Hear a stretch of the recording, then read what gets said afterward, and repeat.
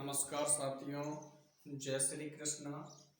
आज हम संस्कृत भाषा का एक विशेष बिंदु अलंकार, जो सबसे कठिन भी माना जाता है, उसका हमने एक वीडियो तो डाल दिया है और दूसरा वीडियो बनाने जा रहे हैं। यानी जो सर्वप्रथम हम चर्चा करेंगे वो शब्दालंकार की करेंगे।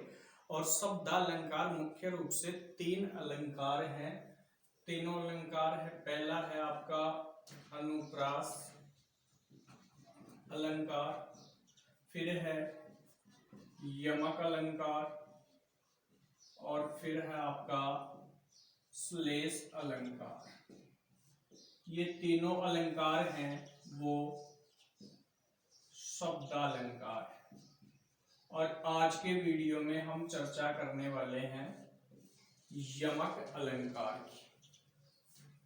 अलंकारों को यदि हम लक्षण और उदाहरण हैं उनको अर्थ के साथ देखते हुए पढ़ते हैं तो हमें कठिन नहीं लगेंगे। ये देखते हैं, कोशिश करते हैं। वो वाला भी आपको अच्छा लगा होगा, अनुप्रास वाला भी, और यमक का अब देखते हैं। तो एक बात तो क्लियर हो गई आपको कि जो यमक अलंकार है वो शब्दालंकार है। पहली बात, जो यमक अलंकार है वो शब्दालंकार है। यानी जो भी प्रस्फुट होगा, यहाँ पे जो भी चमत्कार होगा, जहां भी लय गति मिलेगी वो मिलेगी आपको शब्द के ऊपर। अब यमक शब्द का शाब्दिक अर्थ, दूसरा बिंदु ले अपन, तो दूसरी बात है इसका यमक का शाब्दिक अर्थ। शाब्दिक अर्थ, तो यमक शब्द का शाब्दिक अर्थ होता है जोड़ा या युग्म। जोड़ा ओब्लिक युग्म। और जोड़ा और युग्म से हम तात्पर्य लगा सकते हैं दो शब्द। कितने शब्द? दो शब्द एक जैसे। दो शब्द होंगे एक जैसे होंगे। अर्थ कैसा होगा? भिन्न भिन्न। अर्थ भिन्न, ये तो इसकी सामान्य जानकारी। अर्थ भिन्न होगा। अब देखते हैं हम इसका लक्षण। साहित्यकारों ने इसका जो लक्षण बताया है, इस लक्षण को पहले तो याद करना है। याद करने के लिए हमारे पास दो तरीके हैं। एक तो हम सीधा रटे, तो रटे नहीं, इसको अर्थ के साथ समझे। अर्थ यदि हमें आ गया तो आधा लक्षण तो याद वैसे ही हो जाता है। तो इसका अर्थ देखेंगे पहले हम। देखिए, सत्यर्थे, सत्य प्लस अर्थे, अर्थात अर्थ के साथ, तो हम इसका अर्थ लेंगे सार्थक शब्द।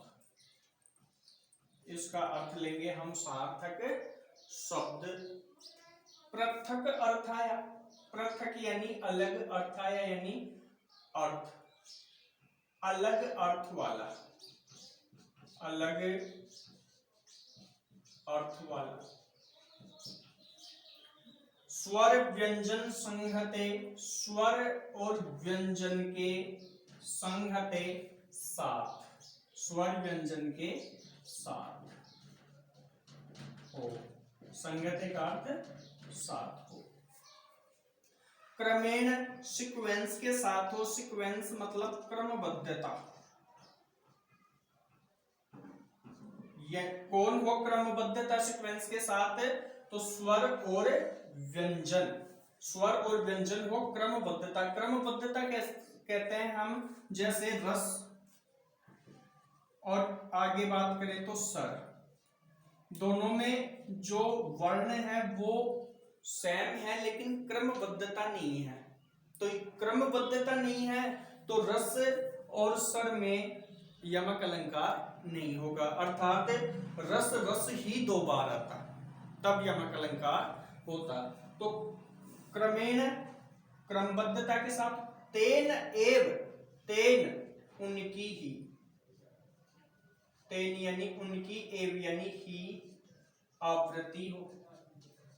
उनकी ही आवृत्ति हो। उनकी ही किनकी आवृत्ति हो? स्वर और व्यंजन की जो एक साथ हो और उनकी ही क्रमबद्धता के साथ आवृत्ति हो, तो वहां पर यमक अलंकार, वहां पर यमक अलंकार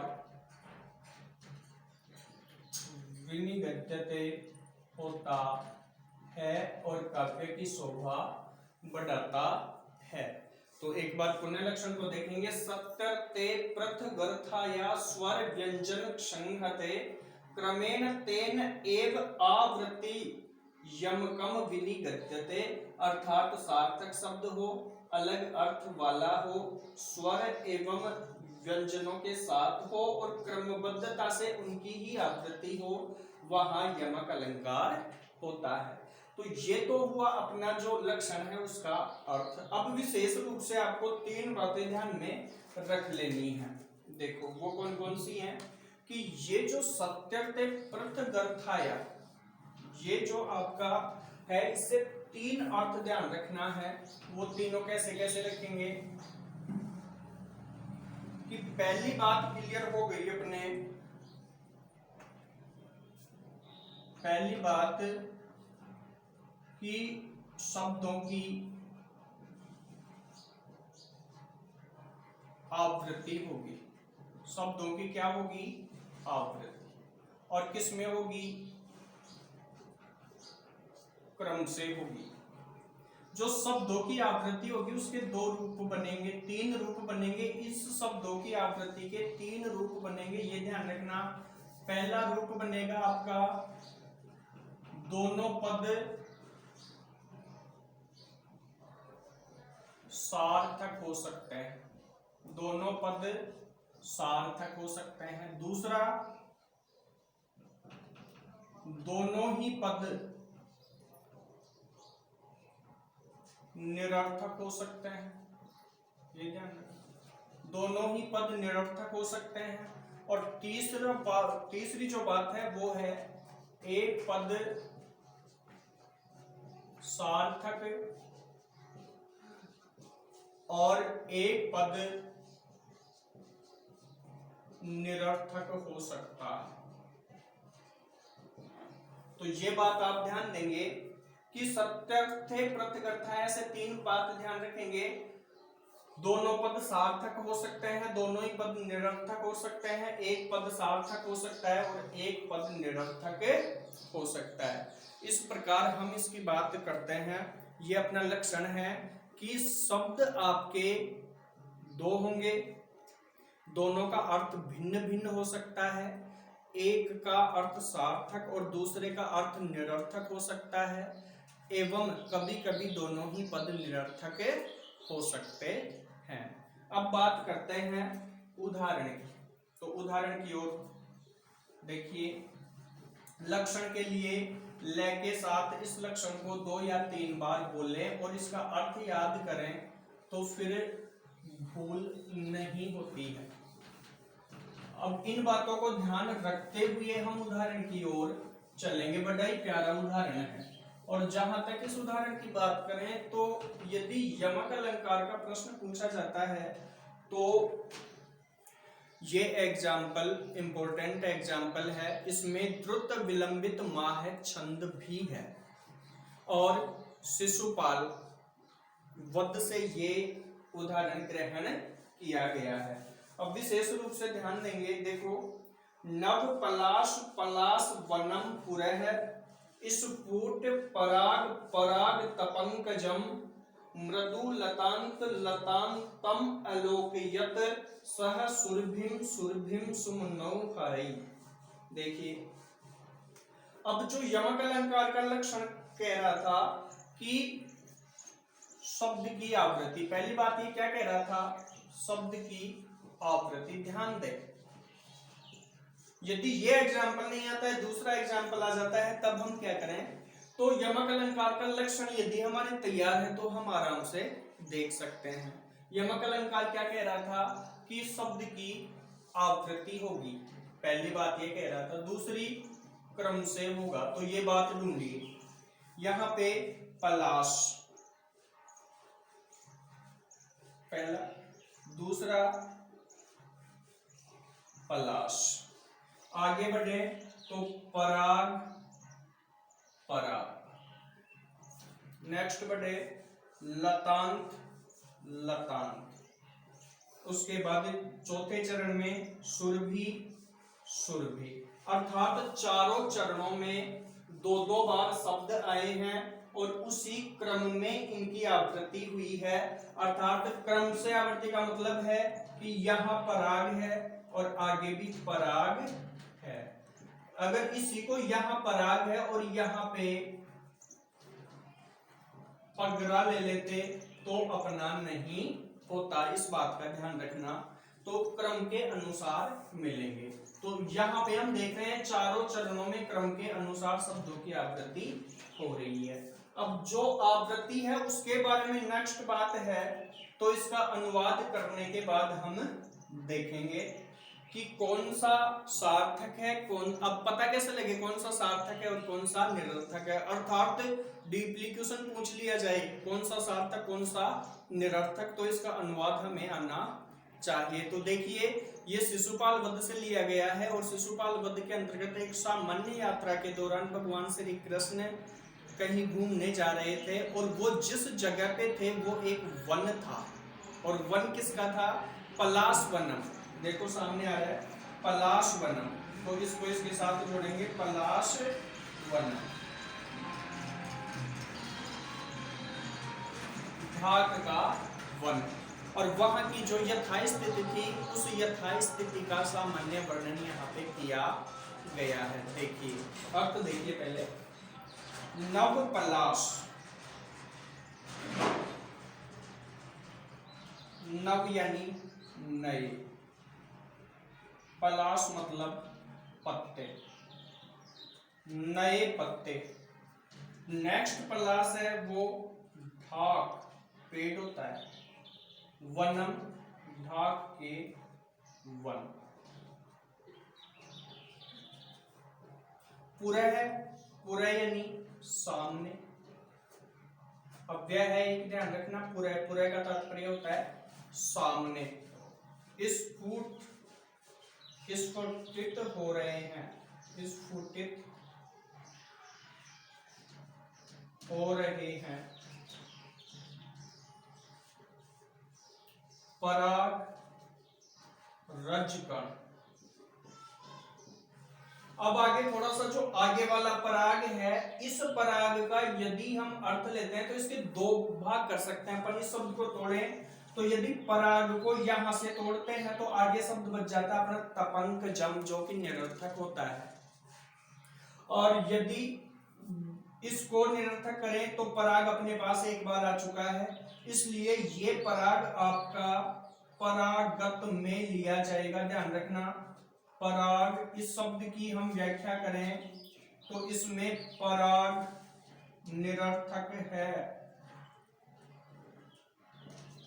और पंकज, तो पराग को निरर्थक लेंगे तो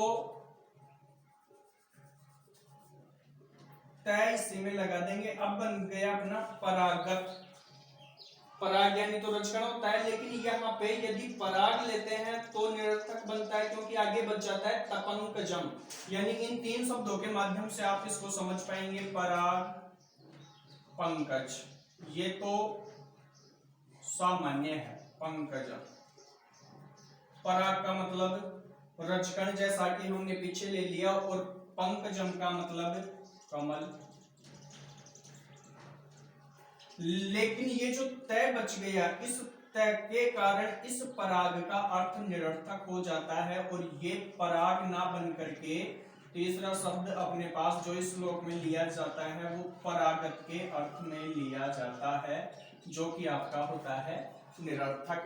अर्थात पराग का मतलब रजकण और ये जो परागत शब्द है वो हो गया आपका निरर्थक। ध्यान देना, जो अभी बातें आ रही थी कि आवृत्ति कैसे कैसे हो वो देखेंगे। मृदु लतांत, लतांत अवलोकियत, तो यहां भी दो शब्द मृदु, मृदु का तात्पर्य है कोमल। लतांत तो लताएं,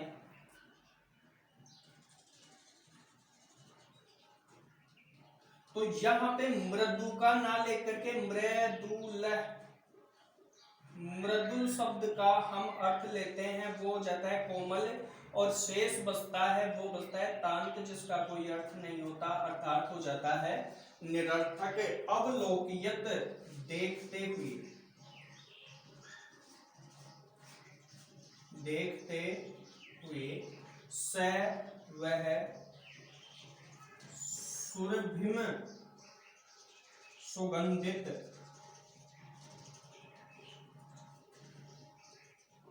और फिर सुरभिम वसंत ऋतु,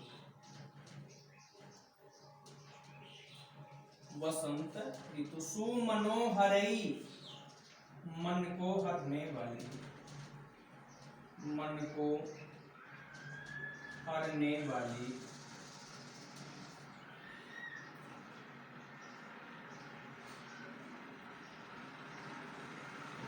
मन को हरने वाली है। तो देखिए यहाँ पर 4 जोड़े हमारे पास आए हैं। एक बार इसका अनुवाद एक साथ करके देखते हैं कि भगवान श्री कृष्ण जा रहे थे तो वहां के वन की जो स्थिति है वो क्या है कि वहां पे नए नए पत्ते, ढाक का वन था, उसमें नए नए पत्ते जो सामने ढाक के वन में थे वो स्फुटित हो रहे थे, और वहां पर रजकण आ रहे थे, उनमें पंकजम कमल के अंदर रजकण अर्थात पराग स्फुटित हो रहा था, और कोमल लताओं को देखते हुए ऐसा लग रहा था कि वह सुगंधित हवाओं के कारण वसंत ऋतु मन को हरने वाली है। ऐसा लग रहा था कि वसंत ऋतु आ गई है, वहां नई नई कोपल आ रही हैं और सुगंधित हवा चल रही है। इस प्रकार इसका अर्थ हम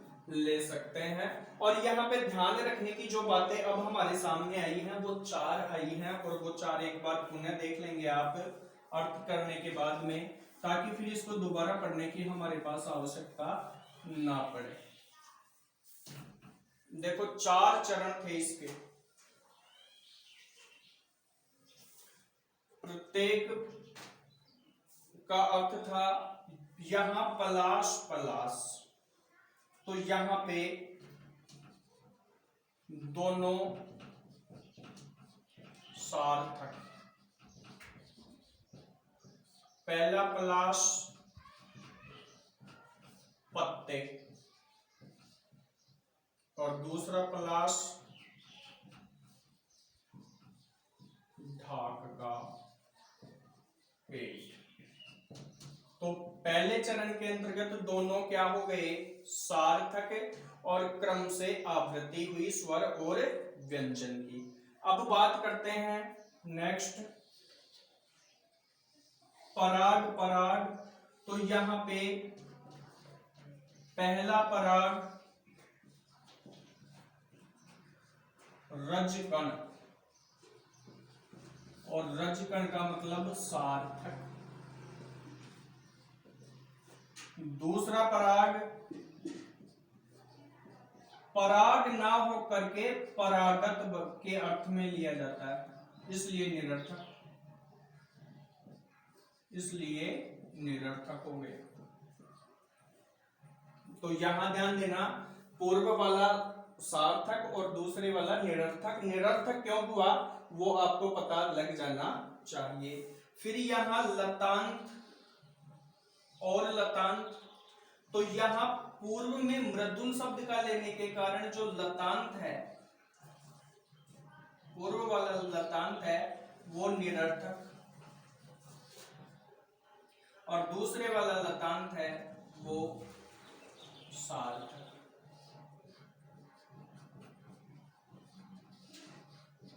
और जो चौथा पद है उसमें सुरभिम सुरभिम दोनों पद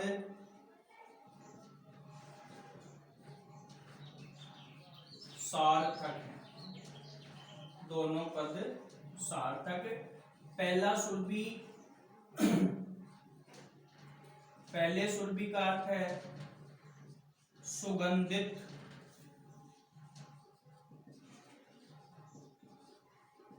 और दूसरे सुरभि का अर्थ है वसंत ऋतु। वसंत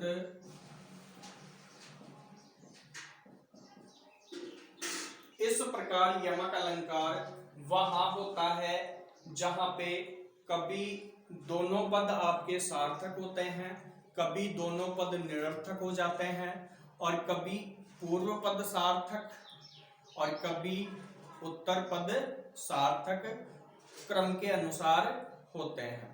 एक और एग्जाम्पल जो कक्षा 10 से है उसके चांस हैं, तो वो एक एग्जाम्पल मैं आपको और बताता हूं, उस एग्जाम्पल से आपका और तैयार हो जाएगा। यानी जो लक्षण है उसे हमें पूरी तरह तैयार करना है, और जो भी एग्जाम्पल आए उसे बड़े ही ध्यान से धीरे धीरे देख करके पढ़ना है, अर्थों को ग्रहण करना है। ज्यादा अलंकार अपने हैं नहीं तो अलंकारों से करने की कोई बात नहीं है। अभ्यस्त होते रहे इनसे और एक एक अलंकार रोज के पढ़ते रहे तो ये हमें समस्या देने वाला नहीं है। अब देखिए दूसरा एग्जाम्पल यदि हम ले, उदाहरण 2, ये भी मोस्ट हो सकता है क्योंकि कक्षा 10 से लिया है मैंने। अस्ति यद्यपि सर्वत्र नीरम नीरज राजितम, नीरम नीरज राजितम,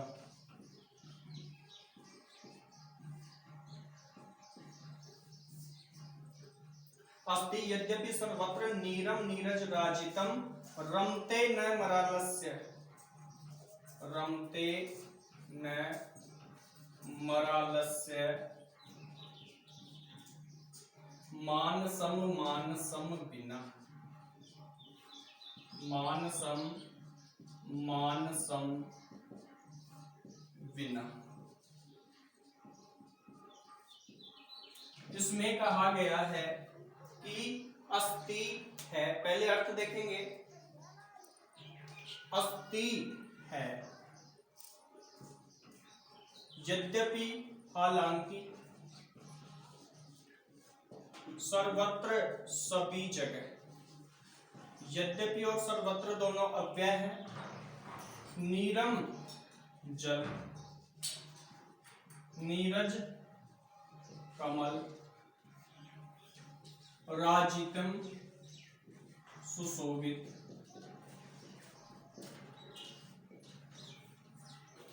हालांकि सभी जगह जल से जल से युक्त कमल सुशोभित हैं, लेकिन फिर भी रमते न, रमते न यानी नहीं,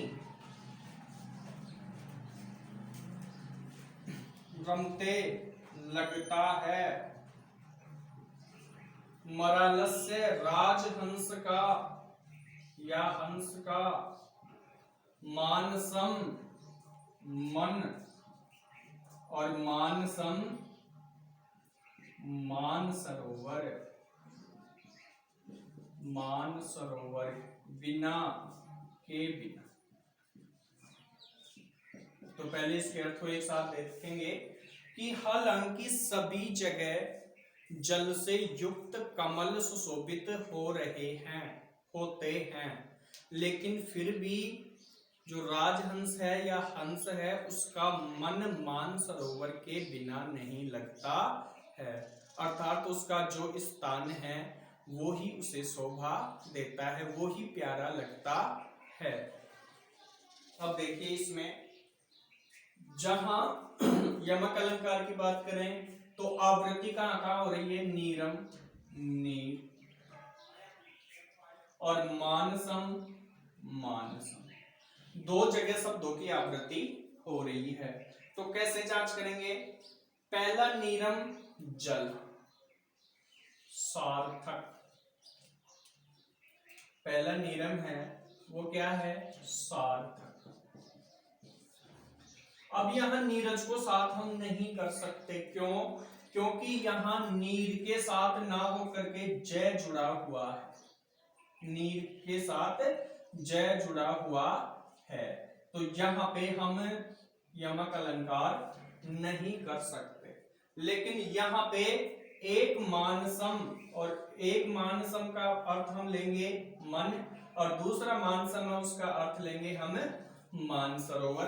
अतः अपनी जो परिभाषा है वो अपने सामने आ गई कि क्रम के अनुसार, क्रमानुसार, तो क्रमानुसार है, और अर्थ भिन्न भिन्न हो, तो पहला मानसम मन सार्थक, और दूसरा